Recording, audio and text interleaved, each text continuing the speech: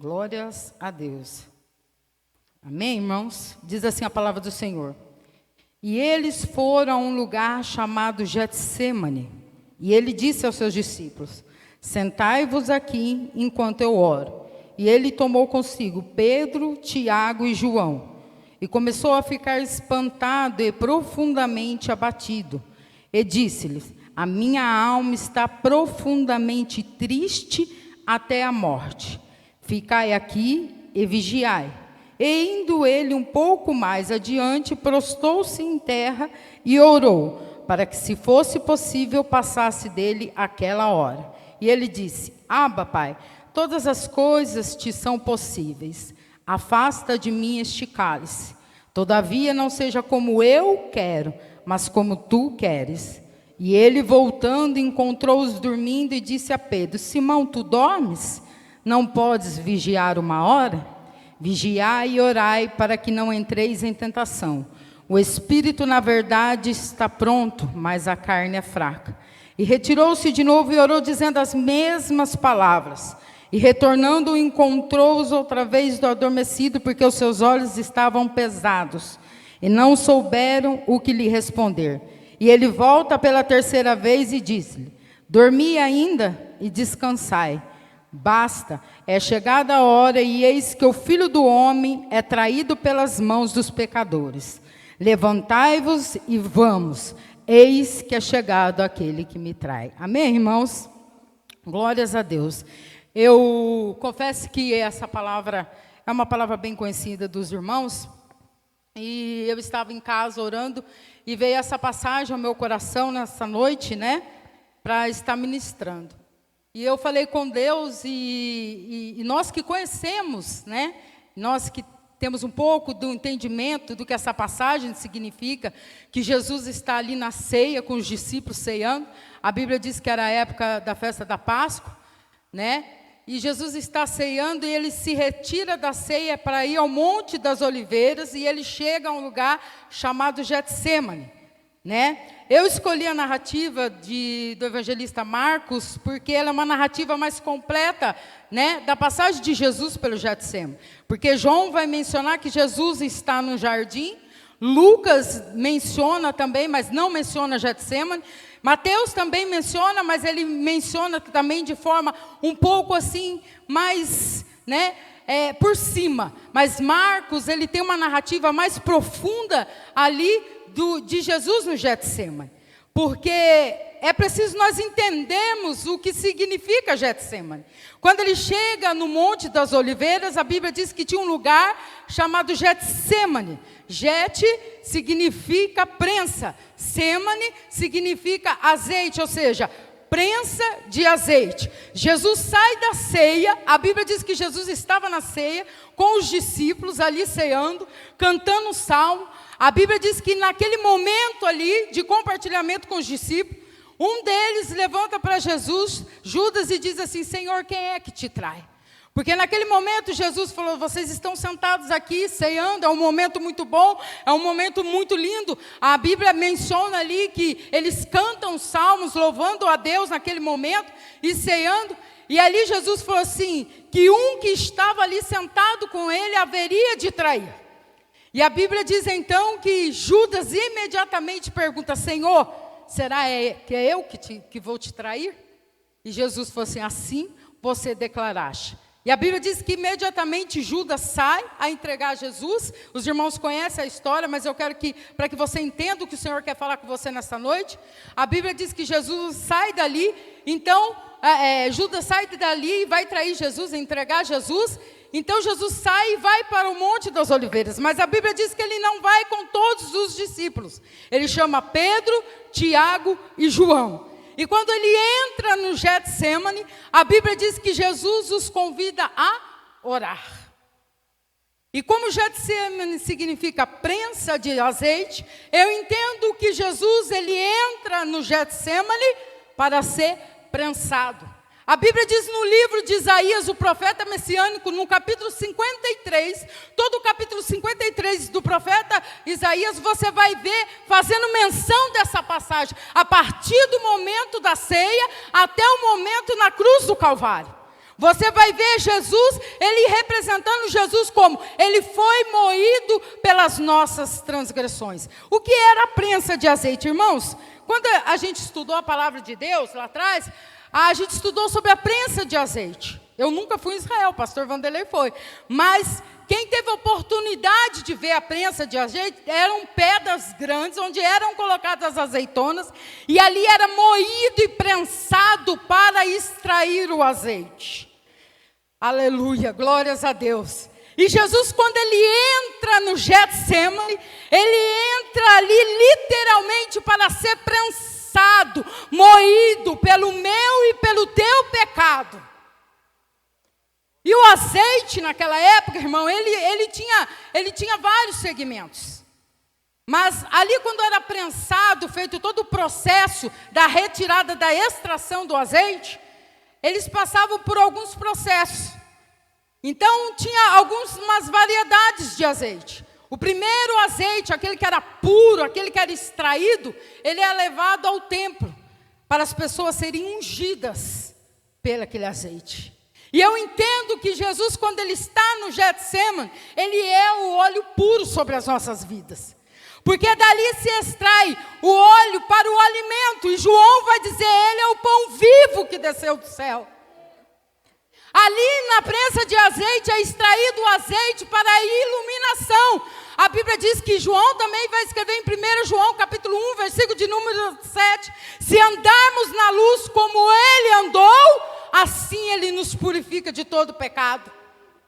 O azeite tinha vários segmentos. O azeite era usado para tratar as feridas da época, como medicamento, como medicação. Nós vamos ver na parábola do bom samaritano, que ali ele deitou o azeite. O azeite tinha várias propriedades. E quando eu vejo Jesus sendo moído, eu vejo o porquê ele foi moído e para que ele foi moído. Ele foi para que hoje ele fosse o pão e o alimento para mim e para a tua vida. Para que ele fosse o remédio para mim e para a tua alma. Para que ele curasse toda a ferida. E quando era extraído todo o azeite, já não tinha mais o que extrair. Segundo a história, ficava só os farelos e aquele azeite já saía com pedaços já de azeitona, de farelos. E aquele azeite era descartado e era usado para fazer tipo de uma espécie de sabão hoje. Vamos dizer assim que hoje era o sabão em pó que a gente usa, o sabão em pó que a gente lava a louça. Então eu entendo que Jesus, ele sendo prensado, ele é aquele que nos limpa de toda a imundícia deste mundo. É aquele que nos purifica de todas as obras das trevas deste mundo. Eu não sei como você entrou aqui nessa noite, mas eu tenho certeza de uma coisa: você entrou no lugar certo, no momento certo, porque Ele está com você neste jardim. Ele está neste momento de Getsemane na tua vida, de prensa. E eu vejo pelo menos 3 coisas aqui que acontecem com Jesus dentro do Getsemane. A primeira coisa é que Ele convida a orar. E a oração, irmão, há quem diga assim, antigamente orava muito, agora ora pouco. Deus, Ele não mudou. Nós mudamos. Nós tiramos as propriedades da nossa vida, as prioridades da nossa vida. Outro dia eu estava assistindo um documentário onde que Martinho Lutero, ele fala em uma das frases assim: eu tenho tanta coisa para fazer no dia de hoje, que eu vou ter que passar as primeiras 3 horas do dia orando. Irmãos, é tão maravilhoso que Jesus nos convida a orar. E eu aprendo que Jesus precisou orar. Ele sendo Filho de Deus, o Salvador, Ele precisou orar. Então o segredo para mim e para a tua vitória, e para o momento de Getsemane que estamos passando, é a oração. E Ele começa a orar. E quando Jesus começa a orar dentro do Getsemane, a Bíblia vai dizer que é uma entrega total dele como forma de ser humano. Por quê, irmã Mislene? Porque ele sendo Deus, ele não teve por usurpação ser igual a Deus, mas antes tomou forma humana. Então Jesus, ele está no Getsemane totalmente em forma humana naquele momento. Porque a Bíblia vai dizer que ele começou a orar intensamente. Irmãos, E o engraçado é que se você olhar para Mateus capítulo 4, aonde Jesus vai confrontar o diabo, a Bíblia diz que ele passou 40 dias orando e jejuando para ter um confronto. O segredo da minha e da tua vitória está em orar. É fácil orar, irmão? Não é fácil orar. Nós entramos numa campanha, eu e umas irmãs, e a gente está orando a partir das 3:30 da manhã. Irmãos, que luta que é para orar. Que luta que é para orar. Você tem um sono que não é seu. Você tem uma fadiga que não é sua. E você começa uma guerra. E a Bíblia diz que o apóstolo Paulo vai escrever à igreja de Éfeso dizendo assim: nós não lutamos contra a carne e sangue. Nós estamos lutando contra principados e potestade. É por isso que quando eu e você dobramos os nossos joelhos, coisas impossíveis acontecem. Irmãos, o segredo da oração não está no tempo. Porque se nós olharmos para a Bíblia, eu vou dar 2 exemplos rápidos. Se nós olharmos a oração de Jabes, que ele orou e falou: Senhor, alarga as minhas fazendas, as minhas propriedades, porque o seu nome significava deserto, escassez. Então ele orou e a Bíblia diz que Deus respondeu. Mas se nós olharmos para a palavra de Deus, no capítulo 10 de Atos, a Bíblia vai dizer que tinha um homem por nome Cornélio que há 10 dias estava orando e jejuando. Então não é o tempo, não é o lugar, porque a Bíblia diz no Evangelho de João, capítulo 4, que a mulher samaritana indagou Jesus dizendo assim: aonde eu devo adorar? É em Jerusalém ou em Samaria? Aí Jesus vira para ela e fala assim: não importa não, vai chegar uma hora, e a hora é agora, em que os verdadeiros adoradores adorarão o Pai em espírito e verdade. Deixa eu te dizer, não é o tempo que você ora, não é o lugar que você ora, não é onde você está, é a sinceridade que há dentro de você. Você sabe por quê? Porque Jesus ele vai se derramar, irmãos. E coisa boa é você orar e se derramar. Porque na oração de derramamento, você fala tudo que está dentro de você. E tem gente que tem vergonha, irmão, de orar e se derramar. Tem gente que tem vergonha de pedir para Deus. Tem gente que acha, o salmista diz, Davi diz no Salmo de número 139, antes de sair as palavras da minha boca, o Senhor já conhece todas as coisas. Tem coisas, irmãos, que eu e você nem precisa falar. Quando nós dobramos os nossos joelhos, Ele ouve. E Jesus começa a se derramar de uma forma tão intensa, orando e buscando ali, irmãos, que a Bíblia diz que Ele começou a se angustiar e se entristecer, porque Ele sabia o que Ele ia passar. E talvez você entrou aqui nessa noite hoje na maior batalha espiritual da tua vida. A palavra que o Senhor colocava no meu coração nessa noite era sobre batalha espiritual. Ele falou: vai lá na palavra de Getsemane, sabe por quê? Há uma guerra travada pelo meu povo, não me buscar, porque nós estamos vivendo no Getsemane espiritual. Aonde tudo parece travado, irmão. Aonde parece que nós não vamos conseguir vencer. Irmãos, e eu confesso que Deus tem feito tantas coisas lindas na minha vida, que outro dia quando eu comecei a orar, irmãos, e eu, tá aqui, né, uma amiga minha, chama Márcia, e a gente fala todos os dias, ela é mais, a Bíblia diz que é amigos mais chegados que irmão, e é verdade, e a gente se fala todo dia, a gente se conversa todo dia, e eu falei assim, às vezes eu estou na igreja, eu oro, até você não ora, para quem é da minha família? E eu confesso, irmãos, que quando a gente começa a orar, a gente começa a pedir para Deus, só que Deus também traz a lembrança do que Ele já fez, e a gente esquece de agradecer. Eu me lembro que há uns anos atrás, há um ano atrás, mais ou menos 2 anos atrás, irmãos, o pastor Vanderlei fez uma campanha de oração aqui, 12 dias foram de oração e jejum. Tinha algo que aconteceu na minha vida. Eu conheço Jesus há 20 anos. O Senhor me chamou, me tirou de uma lamaçal de pecado. Eu estou falando isso porque o Espírito Santo de Deus está me impulsionando a contar isso nessa noite. Nem estava aqui, irmão, no meio de poço. Mas eu tinha um ministério, eu tinha um casamento, estava dentro da igreja todos os dias fazendo a obra de Deus. Só que chegou um certo momento, no meu casamento, que o inimigo entrou, ele teve legalidade. na vida do meu esposo. E a gente acabou se divorciando. E passaram tantas coisas. E o Espírito Santo nunca um dia sequer deixou de dizer para mim assim: ora, que eu faça a obra. E eu estava vivendo um Getsemane, irmão, que nada e ninguém parecia que compreendia a minha dor.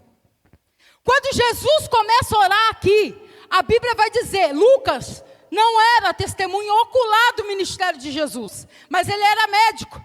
E quando ele escreve, no capítulo 22 do evangelho que ele escreve que Jesus começou a transpirar sangue. E esse fenômeno tem o nome de hematridiose, que é considerado pela medicina e pela ciência um estado profundo de tristeza. Considerado hoje um estado onde as pessoas acometem o suicídio, porque tal é a dor na alma, tal é a tristeza tão grande dentro do ser, que ele quer acabar com aquele sofrimento. Então é por isso que quando eu e você estamos vivendo o pior momento, seja ele de luto, seja ele de enfermidade, seja ele de separação, de qualquer outro problema, ele entende porque ele passou por isso.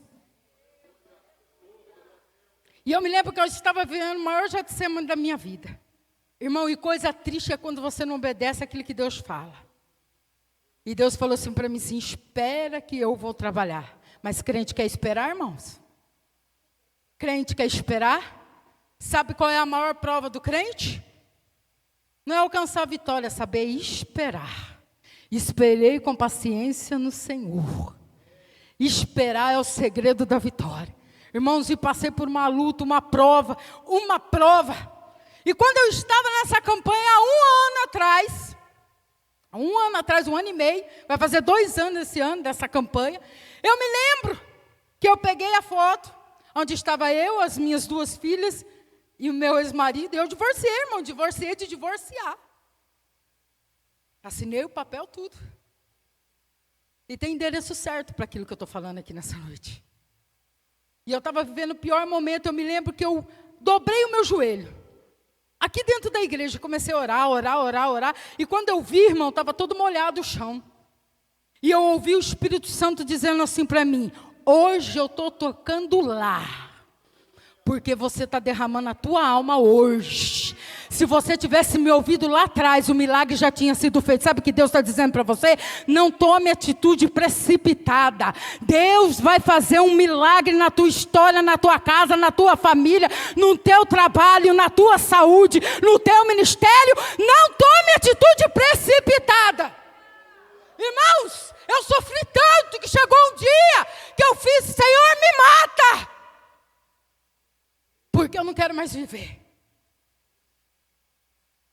Um estado de tristeza tão profundo, irmãos, que até suicídio a gente pensa. Elias, a Bíblia diz que orou e falou: eu vou morrer. Ele pediu a morte, que ele não queria mais viver. Deus fala para ele: sai da caverna, porque tem rei para ungir, tem profeta para ungir, ainda tem coisa para fazer, você não vai morrer, Elias. E literalmente ele não ia morrer. Sabe o que Deus está dizendo? Tem gente que entrou aqui hoje falando: Deus, para mim se acabar, acabou. Se morrer, morreu. Não tem mais jeito. Deus está dizendo assim: eu ainda sou o recurso e mediante as orações.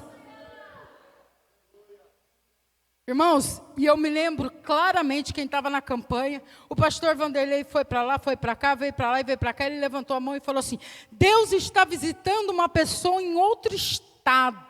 E Deus está tocando e quebrando o coração. E o Espírito Santo, acho que no momento impulsionou ele tão assim, que eu falei: é comigo, Jesus. Porque tudo que o Espírito Santo fala, eu tomo posse. Eu falo: Senhor, é comigo, é comigo. Se a bênção financeira é comigo, se a saúde é comigo. Porque tudo que vem do céu é abençoado, irmão. E aí eu me lembro, eu falei assim: Deus, não é comigo. E aí ele foi além, ele falou: para que você saiba que é com você que Deus está falando, o teu telefone ainda vai tocar hoje. Irmãos, depois de quase 4 anos, meu telefone tocou, e a hora que eu vi o número, porque a gente não esquece, né? Eu vi o número, eu falei: Jesus. E Deus começou a trabalhar, irmãos. E eu me lembro que teve aqui um encontro de casais na igreja e um dos motivos maiores foi negócio de ministério, as coisas. E ele falou assim, esse negócio de ministério de novo, esse negócio de ir para a igreja de novo, e eu não quero, eu não faço. Ele veio e participou do negócio de casais, Deus abençoou, a gente casou e Deus fez um milagre, restaurou. Irmão, tem trabalhado de uma forma. Uma das coisas que eu escrevi na carta foi, Deus, renova a minha vida, renova a vida do meu esposo, traz de volta o primeiro amor. Senhor, eu preciso comprar uma casa, e eu ainda a gente é exigente, a gente fala, não, mas eu não quero apartamento não, eu quero casa. Ei, irmão, Deus é lindo. Aí Deus abriu uma porta, eu falei assim, mas vai abrir uma porta, você vai ter que viajar, vai ter que ficar quase 60 dias, e vem, fica 10 dias, e eu não entendi, irmãos.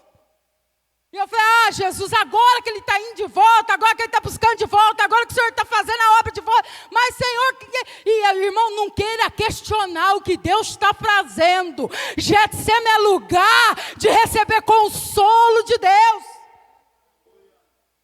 E aí começa a dar aquela angústia, aquela ansiedade. E aí o Senhor falou assim, eu estou trabalhando num propósito. E eu comecei a orar, irmãos. E aí outro dia falando com a pessoa que é dona da casa que eu moro, a pessoa falou assim, olha, se for para você, porque irmão, coisa doida é você ir atrás de financiar uma casa. Apartamento até você consegue, mas casa, irmão, e a pessoa quer isso, quer aquilo outro, você fala, Jesus amado. E parece, eu falei, voltei desanimado, falei, Jesus, que prova que é essa? E Deus abriu essa porta para ganhar o dobro, mas vai ficar longe, vai ficar assim. Aí Deus falou, eu estou trabalhando, Mislene.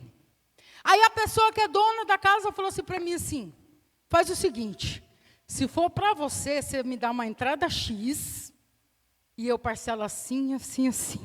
Irmãos, deixa eu te falar uma coisa. Às vezes você está olhando e está dizendo assim, irmã Mislene, o que isso tem a ver? Irmão, tem coisa que só o céu pode fazer. Tem coisa que você só vai receber se você estiver orando, pagando o preço mesmo. Você não está entendendo por que você está nessa prensa de azeite. Você está olhando para um lado, está olhando para o outro, está falando, meu Deus, da onde vai vir o socorro? A Bíblia diz que Jesus estava orando entristecido, mas o Senhor enviou um anjo. Lucas vai dizer que um anjo foi enviado do céu. Ei, deixa eu te dizer, Deus está enviando um anjo hoje. A gente não entende, irmão. Deus está enviando um anjo hoje. E está visitando lá quem precisa ser visitado. Está abrindo porta onde precisa ser aberta. Está assinando o papel onde precisa ser assinado. Irmão, é coisa de louco. Um dia eu estava num culto na casa da minha mãe. Porque minha mãe sempre faz culto lá. E eu estava num culto na casa da minha mãe, veio uma missionária, amiga nossa, e ela falou assim, irmã Leonora, eu vejo Deus assinando a sua aposentadoria de madrugada. O anjo passa de madrugada e assina. Irmão. E nós esquecemos, mas quando a minha mãe aposentou, advogado veio e mostrou para minha mãe, ela falou assim, olha, Leonora, saiu sua aposentadoria, tudo. Minha mãe já é aposentada há alguns anos. E ela falou assim, mas o que me chamou a atenção, e sublinhou com aquelas canetas piloto amarelas, sabe? Ela falou assim, de tantos anos que eu sou advogada, eu nunca vi isso. O juiz assinou a sua aposentadoria 3 horas da manhã. É isso. Você não está entendendo, irmão? Deus está enviando um anjo que enviou para consolar Jesus, para assinar aquele papel que precisa ser assinado. Talvez pode ser agora, pode ser de madrugada. Deus vai enviar o anjo. Aí ela falou, você não está entendendo, mas eu estou. Porque quando ela entregou para mim, eu falei assim, meu Deus, de madrugada? Você acha que um juiz vai ficar acordado de madrugada? Ei, irmão, Deus, além de profetizar, Ele mostra que Ele é Deus. A Bíblia diz que o anjo veio e confortou Jesus. E Jesus vai até os discípulos estão dormindo. Ele volta novamente, os discípulos estão dormindo. Cutuca alguém que está ao teu lado e fala assim, não dorme não, senão você vai perder a bênção. Não dorme não, senão você vai perder a bênção. Você sabe por quê? A Bíblia diz que Jesus orando, Pedro ali, vai até Pedro e Pedro está dormindo novamente. E Jesus falou, será que vocês não podem vigiar 1 hora? Porque aos decorrer dos versículos anteriores, Pedro fala assim, não, Eu até morro no teu lugar. Eu até morro. E Jesus falou assim: Pedro, antes que o galo cante, você vai me negar. Jesus estava querendo dizer aqui na oração para ele assim, ó: orar e vigiar, porque na verdade o espírito está pronto, mas a carne é fraca. É por isso que é uma necessidade da gente orar constantemente. O espírito está pronto, irmão. Às vezes você ora e fala assim: nada me tira da presença, nada vai abalar minha fé, nada vai tirar. Irmão, vem uma enfermidade, você já fala: Deus, por que eu estou doente? Jesus, o que está acontecendo na minha vida? Acontece uma luta ali, uma prova aqui, você já começa a questionar Deus. E às vezes Deus está dizendo para você assim, ó: é para você viver em constante oração. É para você viver vigilante, vigiar e orar. Ele diz: fica atento. Irmãos, nós estamos vivendo, eu creio que os últimos segundos da igreja, na face da terra. Nós estamos prontos, mas a carne é fraca. Cada vez o mundo, a Bíblia diz que o mundo jaz no maligno, cada vez o mundo quer que a gente cede mais, que a gente acha normal mais. Mas em Romanos diz que a gente não podemos nos conformar com as coisas deste mundo, mas transformar pela renovação do nosso entendimento. Qual é o nosso entendimento? Cristo. É Ele que liberta, é Ele que cura, é Ele que transforma. E quando eles vão despertar, a Bíblia diz que Jesus já está preparado. A primeira coisa, Jesus ora. A segunda, ele recebe o consolo. A terceira, ele sai para receber a vitória e cumprir o propósito dele. A Bíblia diz que Jesus levanta daquela oração transformado. Já não está angustiado mais. Porque a Bíblia diz que ele falou assim: Pai, se for possível, passa de mim esse cálice. Passa, todavia não seja o que eu quero, mas o que tu queres, Senhor. Jesus estava assim porque Pedro ia negar ele? Porque Judas ia entregar ele? Porque ele ia passar pelo sofrimento? Não, porque ele ia tomar o cálice da morte.